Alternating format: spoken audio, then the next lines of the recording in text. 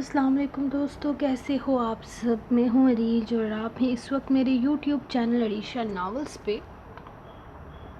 تو آج کی قسط کا کوئی ٹارگٹ نہیں ہے، کچھ بھی نہیں کرنا آپ لوگوں نے۔ ویسے بھی آپ لوگ کوئی ٹارگٹ پورا کر ہی کہاں رہے ہو جو میں آپ کو کوئی ٹارگٹ دوں گی۔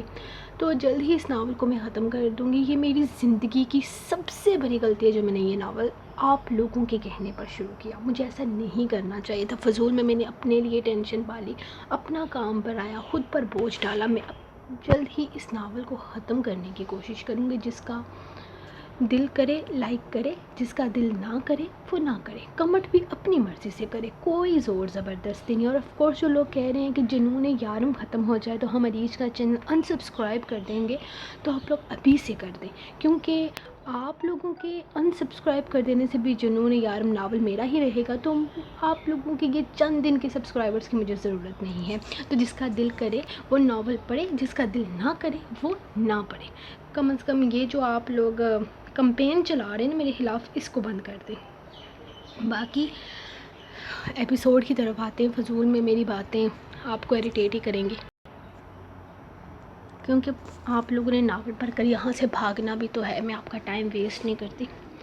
تو لیٹس سٹارٹ ہمارا آج کا ناول، جنون یارم، قسط نمبر 5، سیکنڈ پارٹ، تحریر عریج شاہ۔ یارم اب بس کر دیں، کتنی دیر جاگنا ہے آپ کو؟ نہ خود سوتے ہیں نہ مجھے سونے دے رہے ہیں۔ وہ اپنی گردن پر اس کی مونچھوں کی چبھن محسوس کرتے ہوئے کہنے لگی تھی، جبکہ وہ اس کی بات کو اگنور کرتا اس کی گردن کو اپنی جارحانہ محبتوں سے روشناس کرواتا کہیں سرخ نشان اس کی گردن پر چھوڑتا جا رہا تھا۔ اس کی دیوانگی میں لمحہ لمحہ اضافہ ہوتا جا رہا تھا، جبکہ روح اب پوری طرح سے تھک چکی تھی۔ لیکن یارم کو اپنا 2 دن کا حساب لینا تھا۔ وہ اس کے چہرے کے ایک ایک نقش کو چومتا اپنے لبوں کو سیراب کر رہا تھا۔ یارم پلیز بس نا، وہ اس کے سینے پہ ہاتھ رکھتے ہوئے بے بسی سے بولی تھی، جبکہ اس کی تھکن سے چور آواز سنتے ہوئے یارم نے اس کی گردن سے منہ نکالتے ہوئے اس کے حسین چہرے کو دیکھا تھا، جو اس وقت گلابیاں چھلکا رہا تھا۔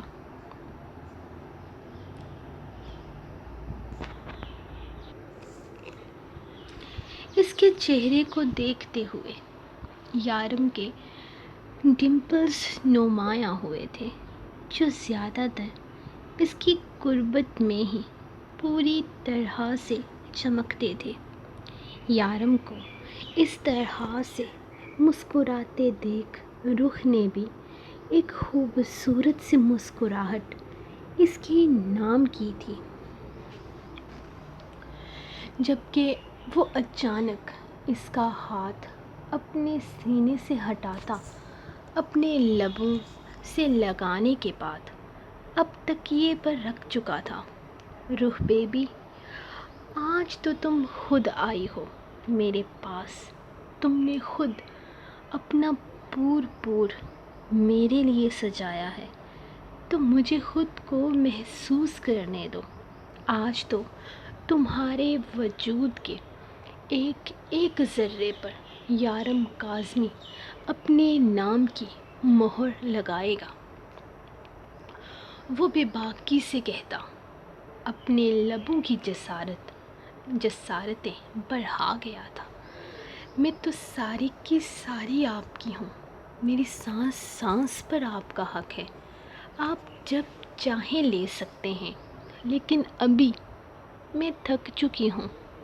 آپ کا بیٹا کم نہیں نہ چاہتا مجھے سارا دن۔ وہ اسے پھر سے خود پر جھکتے محسوس کر کے اب رویام کی شکایتیں لگانے پر آ گئی تھی، جبکہ یارم اس کی باتیں شاید سن ہی نہیں رہا تھا، وہ تو بس اس کے وجود کی نازکی کو محسوس کر رہا تھا۔ سن رہے ہیں آپ مسٹر یارم کاظمی؟ آپ سے کہہ رہی ہوں، آپ کا بیٹا شرارتی ہو گیا ہے۔ اچھا، ناشتے کے ٹائم خبر لوں گا اس کی، فی الحال اس کی ماما کی باری ہے۔ پہلے اپنے چوزے کی ماں کی خبر لے لوں۔ وہ اس کے لبوں پر جھکتے ہوئے اس کی باتوں کو پھر سے نظر انداز کر گیا تھا۔ اس وقت اس کا موڈ صرف اور صرف روح کو محسوس کرنے کا تھا۔ یارم، آپ کو پتہ ہے آپ کا وزن کتنا ہے؟ ہڈیاں ٹوٹ جائیں گی میری۔ وہ اپنے گالوں اور لبوں پر اس کی مونچھوں کی چبھن محسوس کرتی اب اسے باتوں میں لگانے لگی تھی۔ اتنے سالوں سے تمہاری ہڈیاں نہیں ٹوٹی تو اب بھی نہیں ٹوٹیں گی، اور ویسے بھی تمہارا شوہر یارم کاظمی ہے، نئی ہڈیاں لگوا لیں گے۔ ہم نے ڈونیشن کا کام شروع کیا ہے۔ اب جن لوگوں کو ہم مارتے ہیں نا، ان کے ضروری جسمانی پارٹس الگ کر لیتے ہیں تاکہ کسی غریب کے کام آ سکیں۔ تمہاری ہڈیوں کا انتظام کر لوں گا میں۔ وہ آنکھ دبا کر شرارت سے کہتا، اپنی جسارتوں کا سلسلہ پھر سے شروع کر چکا تھا۔ اف یارم، یعنی آپ آسانی سے مجھے چھوڑنے کا کوئی ارادہ نہیں رکھتے؟ وہ اچانک اس کا چہرہ اپنے ہاتھوں میں تھامتے ہوئے خود کو اس سے دور کرنے میں کامیاب ہوئی تھی، جبکہ یارم کا فوکس اب بھی اس کے لبوں پر تھا۔ روح بیبی، تمہارے لپس اتنے ریڈ کیوں ہو رہے ہیں؟ تم نے تو پنک کلر کی لپسٹک لگائی تھی نا؟ وہ اس کے لبوں کو اپنی 2 انگلیوں میں پکڑتا شرارت سے بولتا آنکھ ونک کر گیا تھا، جبکہ روح نے اسے گھورا تھا۔ اور آپ کی آنکھیں اتنی لال کیوں ہو رہی ہیں؟ رات میں تو اچھی خاصی تھی۔ وہ اس کی آنکھوں کی طرف اس کا دھیان دلانے لگی تھی۔ ساری رات جاگ کر اس کی آنکھیں اچھی خاصی سرخ ہو رہی تھی۔ وہ اس سے پہلے بھی 2 دن تک شاید کام کے چکر میں سویا نہیں تھا۔ تمہاری قربت کا خمار ہے جو میری آنکھوں سے چھلکتا ہے۔ وہ بے باک نگاہیں اس کے وجود پر ڈالتا اپنے ہاتھوں سے اس کے چہرے کے ایک ایک نقش کو چھوتے ہوئے میٹھی اور بے باک جسارت سر انجام دے رہا تھا، جو روح کے ارد گرد خطرے کی گھنٹی بجا رہی تھی۔ بڑی مشکل سے وہ خود کو چھڑانے میں کامیاب ہوئی تھی، لیکن پھر بھی یارم نے اسے چھوڑا نہیں تھا، بلکہ مسلسل اس کے ساتھ منمانیاں کرتا اسے سونے سے روکے ہوئے تھا۔ قربت کا خمار نہیں مسٹر، نیند کا خمار ہے۔ اتنے دنوں سے سوئے نہیں ہیں آپ، اور آج بھی آرام کرنے کے بجائے آپ کو اپنا رومانس سوج رہا ہے۔ اگر آپ کو لگتا ہے کہ آپ کا لاڈلا چوزا سارا دن آپ کو سونے دے گا تو ایسا کچھ بھی نہیں ہونے والا۔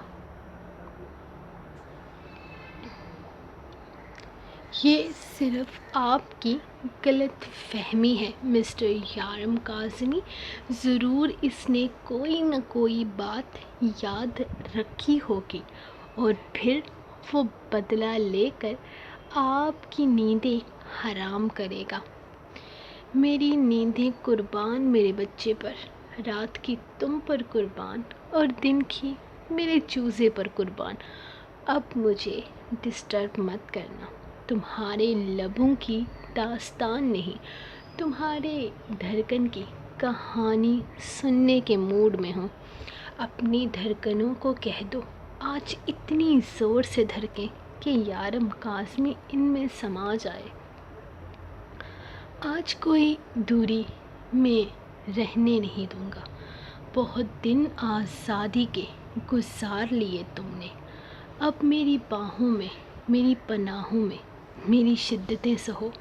صبح ہونے والی ہے یارم، وہ اسے سمجھاتے ہوئے کہنے لگے۔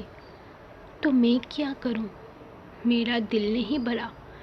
میں سارا وقت تمہیں اپنی باہوں میں لے کر یوں ہی تمہارے پور پور کو اپنے لبوں سے مہکانا چاہتا ہوں، اپنی سانسوں کی حرارت سے میں اپنے دل کی تنہائی کو پگھلا دینا چاہتا ہوں۔ میں اپنے جلتے ہوئے لبوں کے ارمان نکالنا چاہتا ہوں۔ آج شدتوں کی گھٹا بن کر میں تم پر برسنا چاہتا ہوں۔ تمہیں پتہ ہے میرا بچہ، تم سے پہلے زندگی میں کچھ بھی نہیں تھا جینے کے لیے۔ دل بن کر دھڑکتی ہو تم اس سینے میں تم سے دور رہ ہی نہیں سکتا، کبھی نہیں رہ سکتا روح۔ تمہیں پتہ ہے 2 دن کیوں نہیں سویا ہوں میں؟ ایسا نہیں ہے کہ وہاں سونے کی جگہ نہیں ہے، یا پھر میں سو نہیں سکتا۔ وہاں ہر چیز ہے جو کسی بھی انسان کی ضرورت ہو سکتی ہے، لیکن روح مجھے تمہارے بغیر نیند نہیں آتی۔ جب تک تمہارا وجود میری باہوں میں نہیں ہوتا مجھے سکون نہیں ملتا۔ تمہیں اپنی باہوں میں لیے بغیر میں سو نہیں سکتا۔ روح تمہیں پتہ ہے تمہارا ہونا اتنا ضروری ہے کہ تمہارے نہ ہونے سے یارم کاظمی ختم ہو جائے گا اور تم مجھے خود سے دور کر دیتی ہو۔ وہ ناراضگی سے اس کی گردن میں منہ دیتا جیسے اپنے دل کا حال سنا رہا تھا۔ روح بے چین ہوئی تھی، وہ ناراض ہو گیا تھا۔ روح اسے دیکھنا چاہتی تھی جبکہ وہ اس کے گرد اپنا حصار مضبوط کرتا، یوں ہی اس کی گردن میں منہ دیے خاموش پڑا تھا۔ اس کا نازک سا وجود یارم کے بھاری کسرتی وجود کے نیچے دبکا ہوا تھا۔ یارم میں بھی نہیں سو سکتی آپ کے بغیر، میرا بھی وقت نہیں گزرتا، ساری رات نیند نہیں آتی۔ وہ اس کے بالوں میں انگلیاں چلاتے ہوئے بولی تو وہ اگلے ہی لمحے سر اٹھا کر اس کا چہرہ دیکھنے لگا۔ تو پھر جان کیوں چھڑاتی ہو مجھ سے؟ سو جائیں، آپ کو نیند آ رہی ہے، ریام سونے نہیں دے گا۔ اف، کتنے بہانے ہوتے ہیں تمہارے پاس مجھے خود سے دور کرنے کے لیے۔ وہ آنکھوں میں شکوہ لیے کہہ رہا تھا، جبکہ روح اس کے انداز پر مسکرائی تھی۔ جی نہیں مسٹر یارم کاظمی، وہ سب سچ ہے۔ مجھے آپ کی نیند کی فکر ہے۔ میں نہیں چاہتی کہ میری یارم سارا دن بے چین رہیں، بے آرام رہیں۔ وہ اس کا چہرہ اپنے ہاتھوں میں تھامتے ہوئے ہمیشہ کی طرح میرے یارم کہہ کر اس کی دھڑکنوں میں تلاطم برپا کر دیا تھا۔ مجھے پرواہ نہیں، مجھے بس تمہاری طلب ہے۔ میں جانوں، میرا بیٹا جانے، میری نیند جانے، وہ ہمارا معاملہ ہے۔ تمہیں بیچ میں پڑنے کی ضرورت نہیں۔ وہ اس کے چہرے پر جا بجا اپنی محبت بڑا لمس چھوڑتے، جیسے اسے اس معاملے سے دور کر گیا تھا۔ وہ سب کچھ تو ٹھیک ہے یارم، لیکن وہ بڑی مشکل سے اس کے سینے پہ ہاتھ رکھتے تھوڑا فاصلہ بنانے میں کامیاب ہوئی تو اب کی دفعہ یارم نے اسے غصے سے گھورا تھا۔ وہ جانتی تھی اسے مزاحمتیں پسند نہیں ہیں۔ اب کیا مسئلہ ہے روح بیوی؟ کیوں میرے جذبات کو آگ لگا رہی ہو؟ کیوں میرے جذبات کو بھڑکا کر اپنے لیے مشکل پیدا کر رہی ہو؟ میری شدتیں سہ نہیں پاؤ گی، پھر پورا دن منہ بنا کر گھومتی رہو گی۔ وہ اس کے ہاتھ ایک دفعہ پھر سے اپنے ہاتھوں میں قید کرتا اس پر جھکا تھا۔ اف یارم، اتنے بھاری ہیں آپ، اپنے آپ کو دیکھیں، بلڈوزر کہیں کے۔ اور میں معصوم جان، وہ منہ بناتے ہوئے بولی، جب اچانک یارم نے کروٹ لیتے ہوئے اسے اپنے اوپر کرتے خود کو بیڈ پر گرایا تھا۔ اب ٹھیک ہے نا؟ نہیں ہوں میں تمہارے اوپر، اب تو کر سکتا ہوں نا تمہیں پیار؟ اب بھی اگر تمہیں کوئی مسئلہ ہے تو اس مسئلے کو ایک پیپر پر لکھ کر آگ لگا دینا، کیونکہ میں ایسے مسئلوں کو کوئی اہمیت نہیں دیتا۔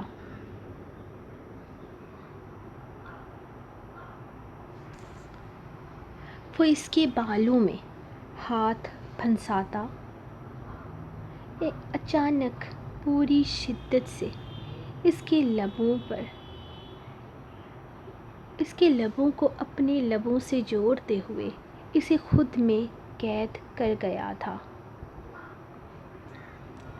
اب کی دفعہ تو اس کی پناہوں میں رخ پر پھرا تک نہ سکی تھی۔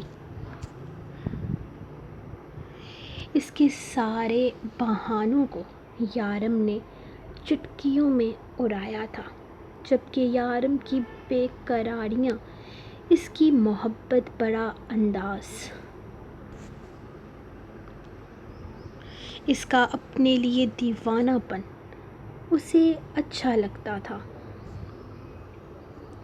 لیکن پھر بھی اس کی شدتیں برداشت کرنا روح جیسی نازک جان کے کہاں بس کی بات تھی۔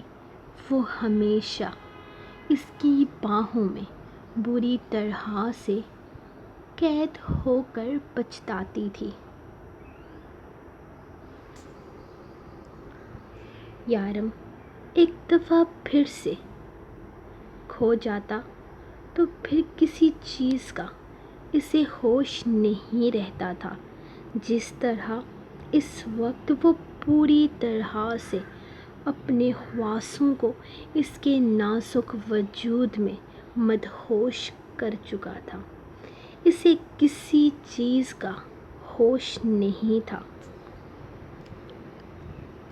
بس اس وقت وہ اپنی روح کے پاس تھا، اس کی باہوں میں تھا، اور یہی اس کے لیے اس کا سب کچھ تھا، اور یہ حقیقت تھی کہ اس کا سکون روح کی باہیں تھی۔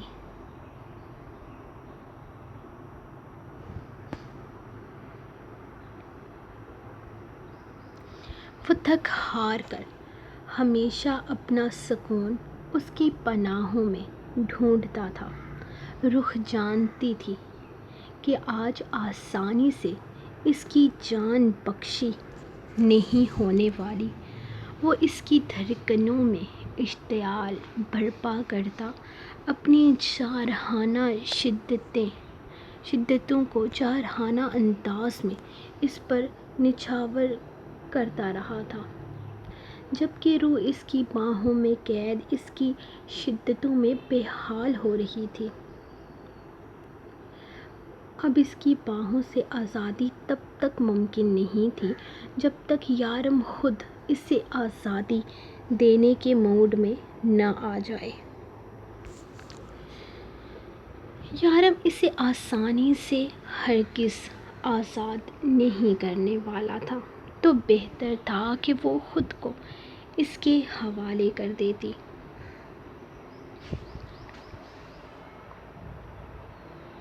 جس طرح کل رات وہ اپنا آپ یارم کو سونپ گئی تھی۔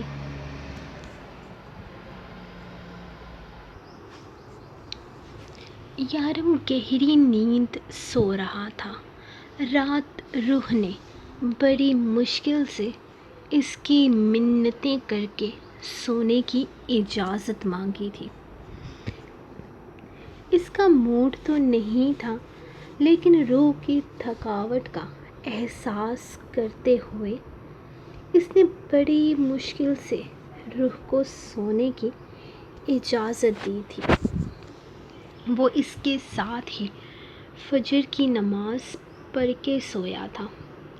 اب اس کی آنکھیں اپنے اوپر ہلکا ہلکا وزن محسوس کرتے کھلی تھی۔ کوئی اس پر ناچ رہا تھا، وہ بھی پوری طرح سے اس پر چڑھتے ہوئے۔ یارم کے ڈمپلز نمایاں ہوئے تھے۔ وہ یوں ہی آرام سے پڑا اپنے چھوٹے شیطان کی شرارتوں کو انجوائے کر رہا تھا، جبکہ وہ پوری طرح سے اس پر اچھل کود کرنے میں مصروف تھا۔ یارم کافی دیر برداشت کرتا رہا، لیکن پھر کب تک وہ اس کی شرارتوں کو برداشت کرتا؟ اب اس کی باری تھی۔ اس نے ریام کی شرارتوں کو صبر سے برداشت کیا تھا، اب اس نے یارم کی محبتوں کو برداشت کرنا تھا۔ وہ ایک جھٹکے سے اسے پکڑ کر بیڈ پر پٹکتا اسے اپنی باہوں میں قید کر گیا تھا۔ ماما بتاؤ، ماما بتاؤ، ماما بچاؤ، ماما بچاؤ۔ خود کو پھنستے پا کر اس نے فوراً نعرہ بازی شروع کی تھی، چوزے، وہ تجھے بچانے کے قابل نہیں ہے، بلکہ وہ تو شاید سارا دن میرے سامنے بھی نہیں آئے گی۔ تو اپنی شرارتوں کا ذمہ دار خود ہے۔ یہ کیا چل رہا تھا؟ تو میری پیٹھ پر فٹ بال میچ کھیل رہا تھا، اور یہ کون سے بھنگڑے ڈال رہا تھا تو میرے اوپر ناچنے گانے کے لیے؟ اور کوئی جگہ نہیں ملی تھی تجھے؟ اس کی گردن پر اپنی دھاری چبوتا وہ اس کے چہرے اور گردن کا سارا ایریا سرخ کر چکا تھا۔ میں تو کھیل رہا تھا، وہ معصومیت سے آنکھیں پٹ پٹاتے ہوئے بولا، اور تو میری پیٹھ پر کھیل رہا تھا؟ یہ کوئی کھیلنے کی جگہ ہے؟ وہ اس کی شرٹ کو جھنجھوڑتے ہوئے اس کے ننھے سے وجود کو اچھا خاصا گھما چکا تھا۔ نہیں تو میں تو آپ تو ددانے تے لیے آپ تے اوپر تلا تھا، نہیں تو میں تو آپ کو جگانے کے لیے آپ کے اوپر چڑھا تھا۔ وہ پھر سے معصومیت سے بولا۔ اس کی معصومیت یارم کا دل لوٹ لیتی تھی، لیکن وہ معصوم نہیں تھا بلکہ شیطانوں کا باس تھا، اور یہ بات وہ خود بھی بہت اچھے طریقے سے جانتا تھا۔ وہ بیڈ سے اٹھتے ہوئے اچانک اس کی ٹانگ سے اسے پکڑتا اپنی کمر پر پیچھے کی طرف لٹکا چکا تھا، جبکہ اب اس کی نعرہ بازی شروع ہو چکی تھی۔ یارم کا موڈ فریش ہونے لگا تھا، اور اس کا موڈ فریش تب ہی ہوتا تھا جب وہ ریام کے ساتھ مستیاں کرتا تھا۔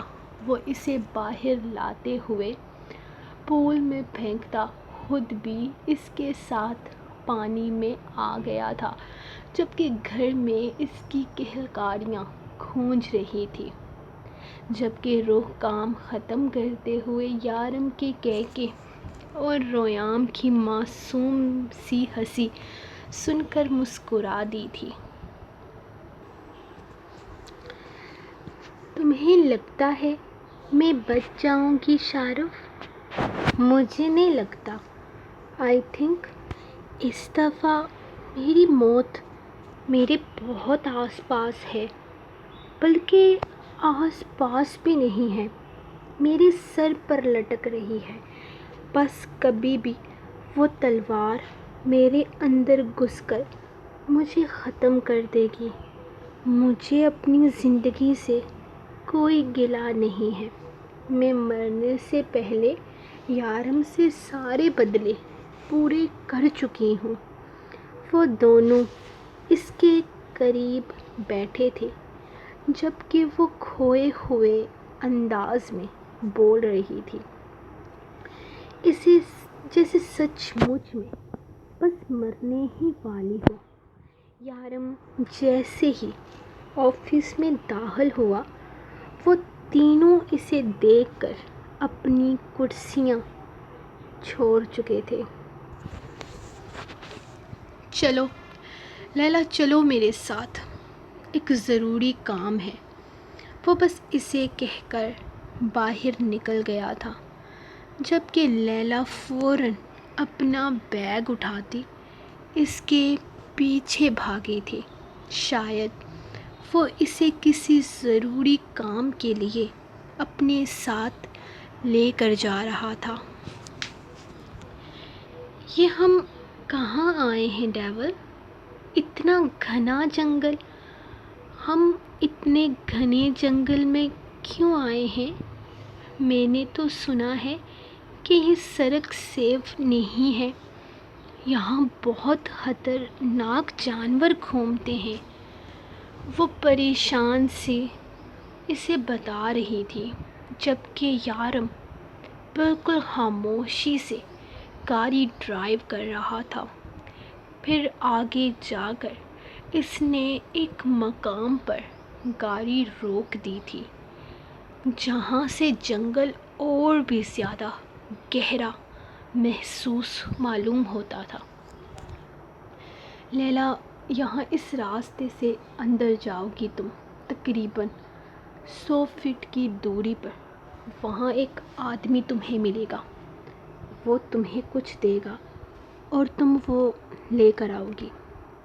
چلو جاؤ، یارم نے اسے حکم دیا تھا، جبکہ وہ حیرت سے اسے دیکھ رہی تھی۔ وہ اسے دبئی کے سب سے خطرناک ترین جنگل میں بھیج رہا تھا۔ میں نہیں جاؤں گی، میں پاگل تھوڑی ہوں۔ یہاں اتنے جنگلی جانور ہیں، اور تو اور آدم خور بھی ہیں۔ ارے نہیں، مجھے پکا کر نہیں، کچا کھا جائیں گے۔ میں ہرگز نہیں جاؤں گی۔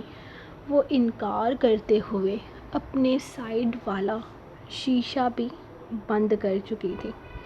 تمہارے تو فرشتے بھی جائیں گے لیلا۔ اس نے ایک جھٹکے سے اپنی ریوالور کو لوڈ کرتے ہوئے اس کے ماتھے پر پستول رکھی تھی۔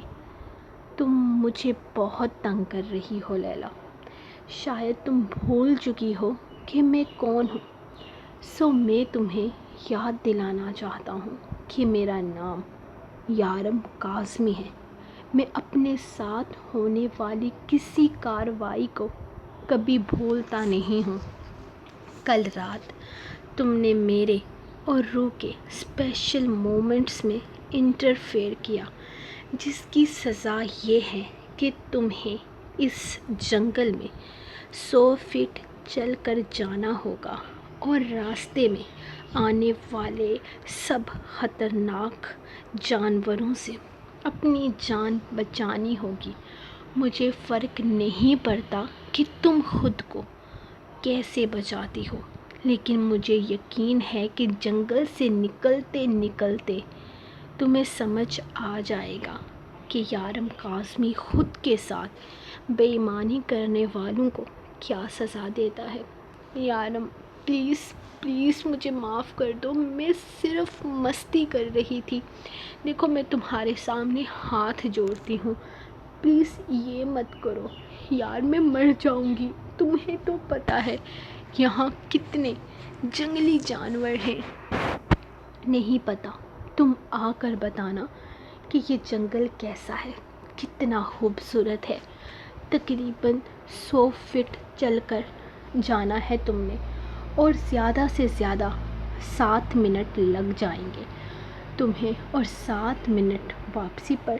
صرف 14 منٹ میں تم نے اس جنگل میں گزارنے ہیں، اور مجھے یقین ہے کہ یہ 14 منٹ تمہاری زندگی کے سب سے انفارمیٹنگ ہوں گے۔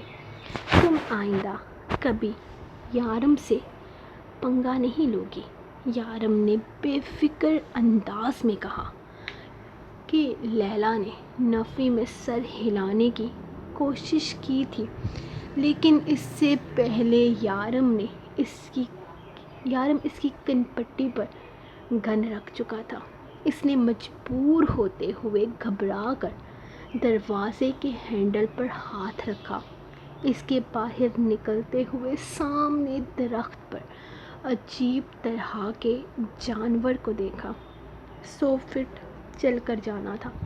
وہ جلدی سے سامنے والے راستے میں گم ہوتی تقریباً بھاگتے ہوئے جنگل میں غائب ہوئی تھی، جبکہ یارم زیر لب مسکرایا تھا۔ گن وہیں سیٹ پر پھینکتے ہوئے وہ گاڑی سے نکل کر اس کا انتظار کرنے لگا۔ وہ اس کی گینگ کی سب سے بہادر لڑکی تھی۔ یارم نے اسے صرف لیڈی ڈان کا نام نہیں دیا تھا، بلکہ اسے اور بھی بہت ساری ذمہ داریاں دینے والا تھا، اس لیے وہ اسے چھوٹی چھوٹی چیزوں میں آزما رہا تھا تاکہ اس سے بڑے بڑے کام لے سکے، اور اسے یقین تھا لیلا اس کے ہر امتحان میں کھری اترے گی، اور دوسری بات وہ آئندہ کبھی اس کے پرسنل مومنٹس خراب کرنے کی کوشش نہیں کرے گی۔ لیلا پاگلوں کی طرح جنگل میں دوڑ رہی تھی۔ نہ جانے کتنے عجیب طرح کے جانور اس کے پیچھے لگے ہوئے تھے۔ اس کے پیروں کے نیچے 2 دفعہ خطرناک سانپ آتے آتے بچا تھا۔ اس نے اپنے پیچھے عجیب سی گھرراہٹ سنی تھی، لیکن وہ رکی نہیں۔ اسے بھاگتے رہنا تھا، کیونکہ اسے 14 منٹ کے اندر واپس پہنچنا تھا، ورنہ یارم اسے کسی جنگل میں چھوڑ کر چلا جاتا، اور وہ ہرگز یہاں رہ کر اپنی موت کو دعوت نہیں دے سکتی تھی۔ وہ بھاگتے ہوئے 100 قدم کا فاصلہ طے کرنے میں کامیاب ہوئی تھی۔ اب اسے سامنے ہی 2-3 آدمی بہت ہی بری حالت میں نظر آئے تھے۔ ان لوگوں نے بالکل جنگلی لباس پہن رکھا تھا، جیسے جنگلی ہی ہوں۔ اس نے ہاتھ آگے کیا تھا، اسے ان لوگوں سے کچھ لینا تھا، لیکن وہ اسے کچھ دینے کے بجائے اس کا ہاتھ پکڑ کر اسے اپنی طرف کھینچ رہے تھے۔ ان کی آنکھوں میں ہوس دیکھ کر لیلا نے اپنا بھاری بوٹ کی کک اس آدمی کے منہ پر دے ماری تھی۔ وہ اس قابل ہی نہیں تھا کہ اس سے نرمی سے بات کی جا سکتی، جبکہ وہ لوگ الرٹ ہوتے اس کے ساتھ کھینچا تانی کرنے لگے تھے۔ لیکن لیلا گھبرائی نہیں تھی۔ اس طرح کی سچویشن کا سامنا کرنا وہ بہت اچھے طریقے سے جانتی تھی، لیکن یہ عجیب طرح کے لوگ اسے چھوڑ ہی نہیں رہے تھے۔ اس نے گھبرائے بغیر ان لوگوں کو ان کی نانی یاد کروانے کا فیصلہ کرتے انہیں دھو ڈالا تھا، لیکن وہ لوگ تھوڑے سے ہرگز نہ تھے۔ اپنے سامنے اتنے سارے جنگلی لوگوں کو دیکھتے ہوئے اب لیلا کو گھبراہٹ محسوس ہونے لگی تھی۔ اسے ڈر یہ نہیں تھا کہ یہ لوگ اس کا کچھ اکھاڑ سکتے تھے۔ وہ ڈیول کی ٹیم ممبر تھے، کوئی اس کا بال بھی بھیگا نہیں کر سکتا تھا۔ اسے تو ڈر اس بات کا تھا کہ وہ یہ چیز یارم تک پہنچا پائے گی یا نہیں، جو ان لوگوں نے اسے دی تھی۔ اس کے پاس کوئی ہتھیار بھی نہیں تھا، کیونکہ اسے نہیں لگا تھا کہ یہ لوگ دشمن ہوں گے۔ وہ لوگ اس کی طرف بڑھنے لگے تو اس نے فوراً ہی پیچھے کی طرف قدم بڑھانا چاہا تھا۔ جب اسے پیچھے یارم کو کھڑے دیکھا، وہ اسے اکیلے ہرگز نہیں چھوڑنے والا تھا۔ اسے دیکھتے ہی وہ لوگ فوراً وہاں سے بھاگنے کی تیاری کرنے لگے تھے، لیکن ڈیول کی پہنچ سے دور جانا ان کے لیے ممکن نہیں تھا۔ اس کی انگلیوں میں بلیڈز پھنسے ہوئے تھے۔ وہ ان کی طرف بڑھتے ہوئے ان کے چہرے اور سینے کے بیچوں بیچ وار کرنے لگا۔ وہ لوگ اس کے ہاتھوں گھائل ہوتے وہاں سے بھاگ نکلے تھے، جبکہ کچھ لوگ بری حالت میں زمین پر پڑے تڑپ رہے تھے۔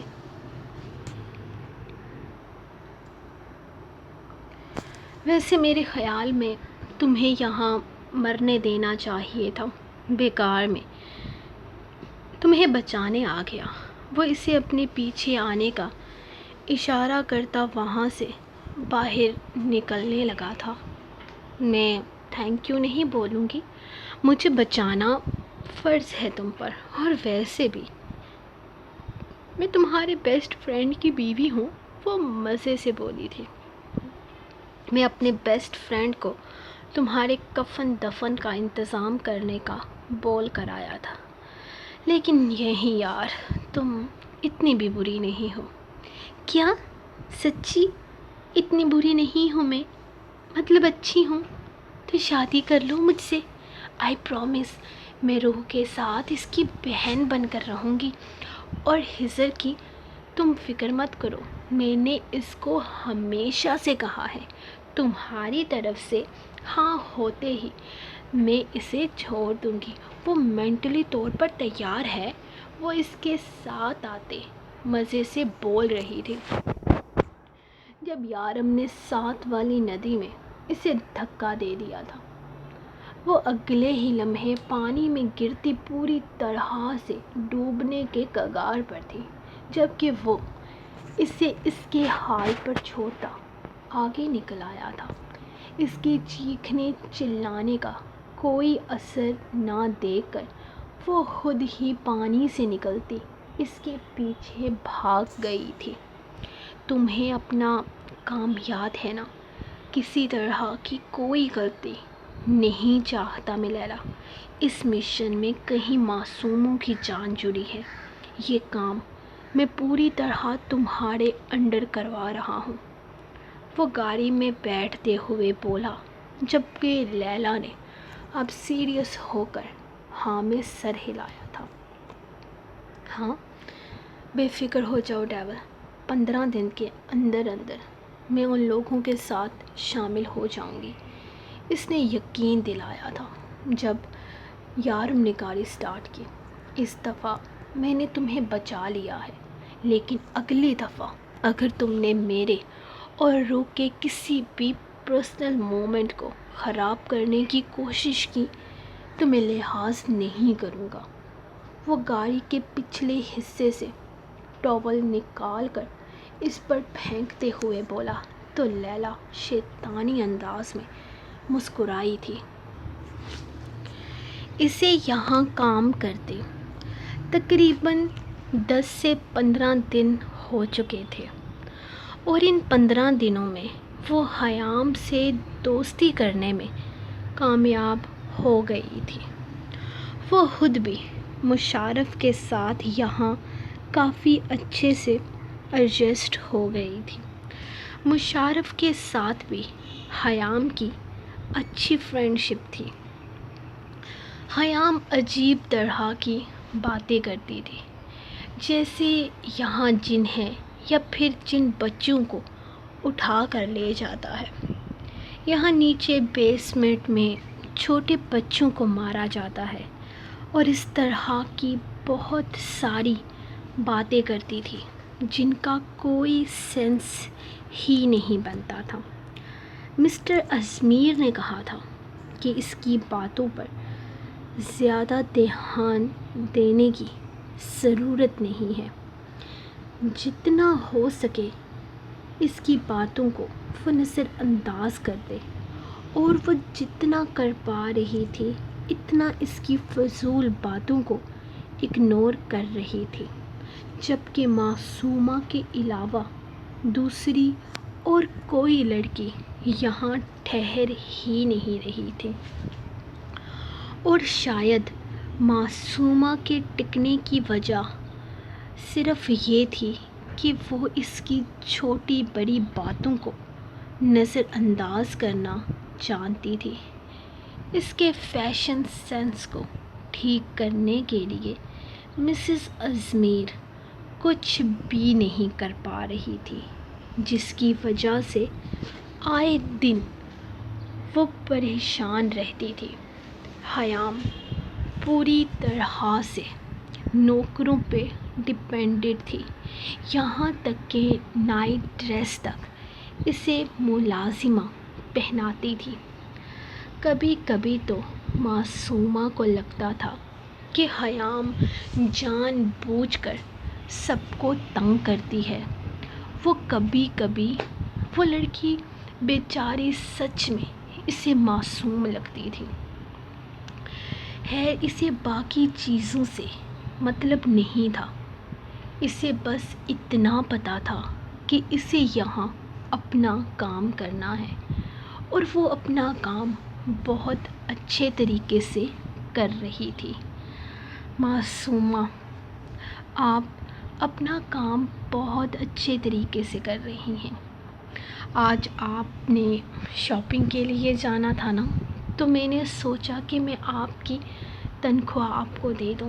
ضرور آپ کو اپنے بچے کے لیے کچھ لینا ہوگا، یہ لیجئے۔ وہ کچھ رقم اس کی طرف بڑھاتے ہوئے کہنے لگے، جبکہ معصومہ نے ان پیسوں کو دیکھتے ہوئے بس یہ سوچا تھا کہ اسے ہرگز ان پیسوں کی ضرورت نہیں تھی، کیونکہ اس کی ہر ضرورت شارف پوری کرتا تھا، لیکن یہ پیسے اس سے لینے تھے۔ تھینک یو سو مچ میم، لیکن کانٹریکٹ میں تو ہر مہینے کے اینڈ پر پیمنٹ ملنی تھی، تو آپ مجھے ایڈوانس کیوں دے رہی ہیں؟ ابھی میرا مہینہ مکمل تو نہیں ہوا، وہ انہیں دیکھتے ہوئے کہنے لگی۔ تو مسز ازمیر مسکرائی تھی، کیونکہ مجھے ڈر ہے کہ کہیں باقیوں کی طرح آپ بھی بھاگ نہ جائیں خیام کی شرارتوں سے تنگ آ کر۔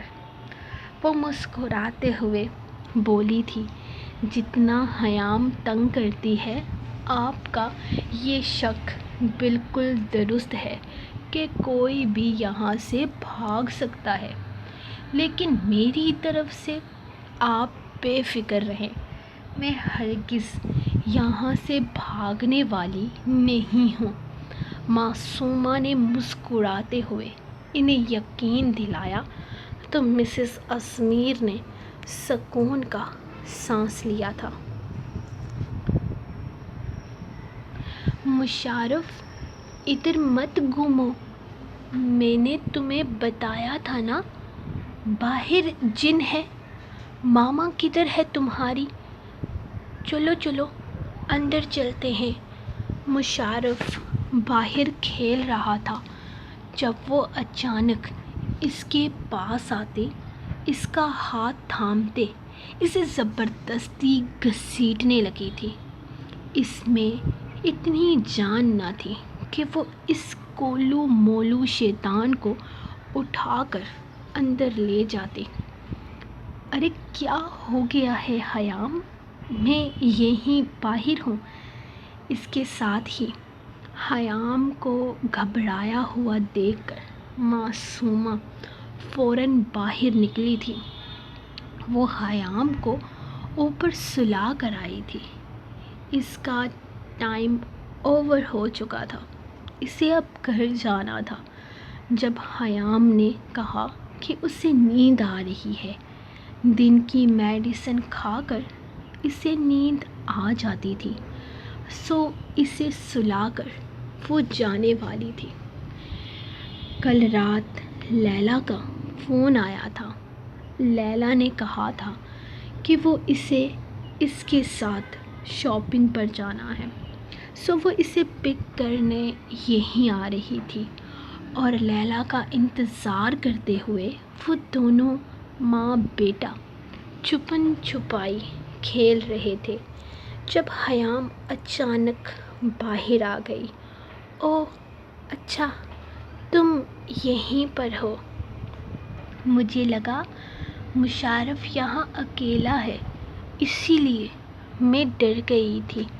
تمہیں یاد ہے نا، میں نے تمہیں یہاں مشرف کو بالکل اکیلے نہیں چھوڑنا۔ اگر جن آ جاتا اور تمہیں اور اسے اپنے ساتھ لے جاتا تو؟ میں تو ڈر گئی تھی، بھاگ کر نیچے آئی۔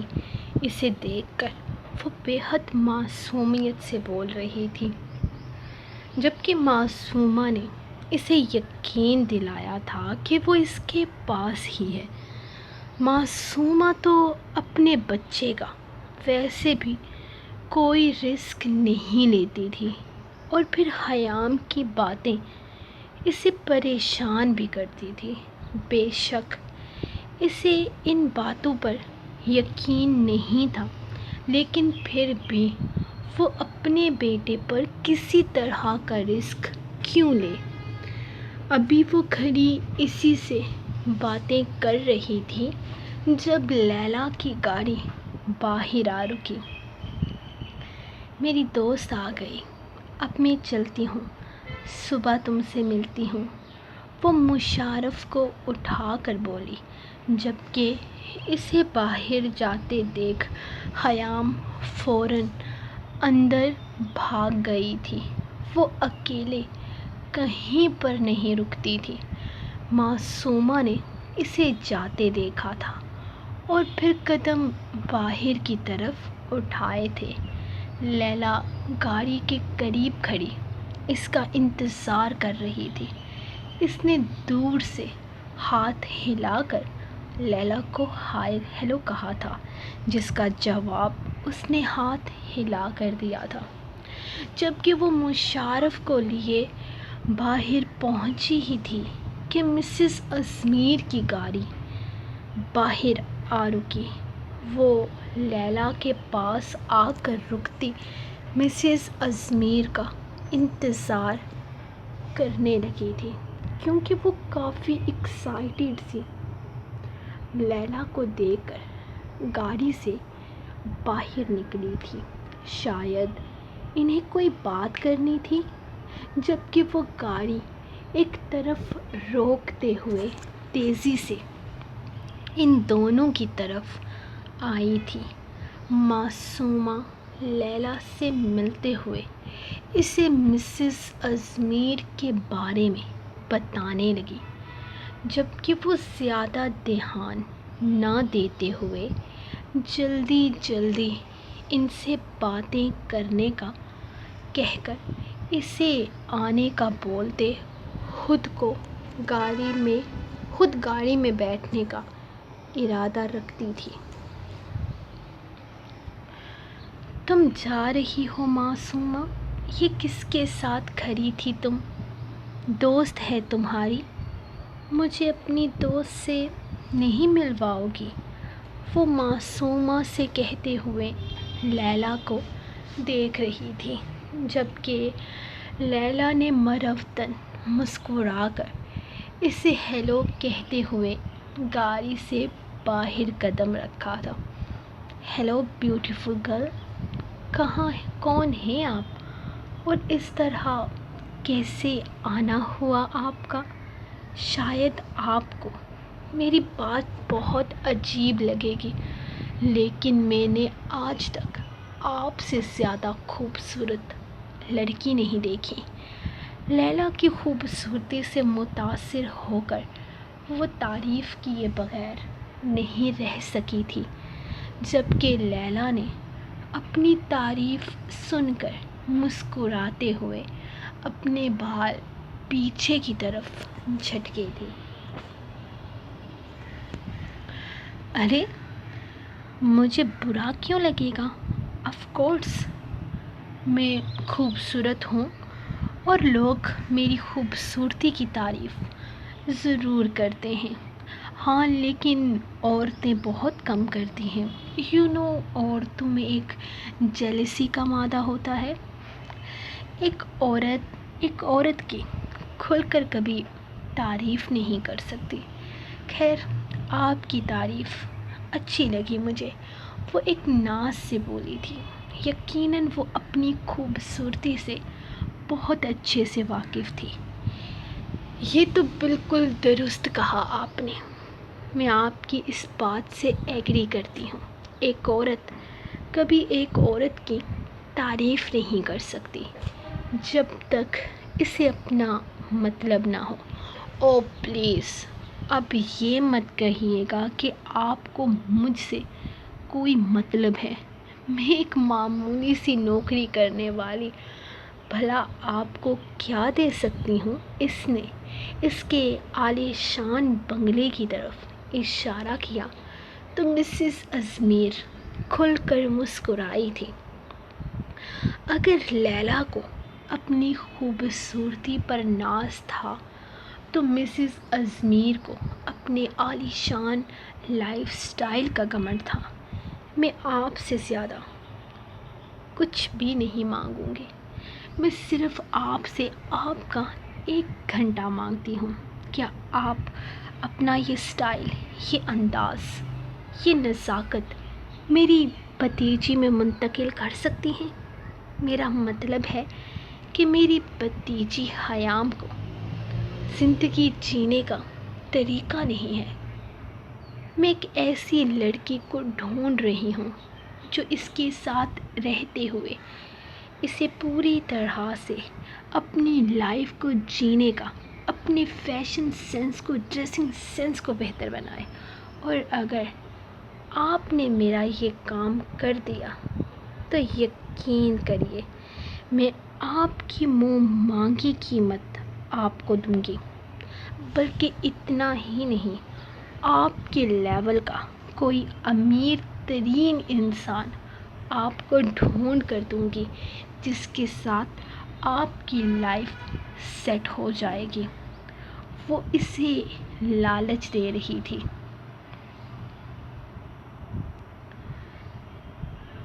جبکہ لیلا کا بے ساختہ کہکا بلند ہوا، اس کی خوبصورت ہنسی مسز ازمیر کو مزید متاثر کیا تھا۔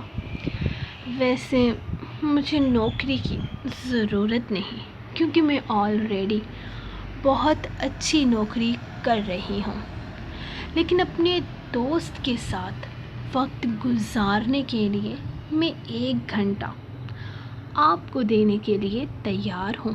اور جہاں تک میری شادی کسی امیر زادے سے کروانے کا ارادہ رکھتی ہیں تو وہ ممکن نہیں ہے، کیونکہ میں 2 بچوں کی ماں ہوں۔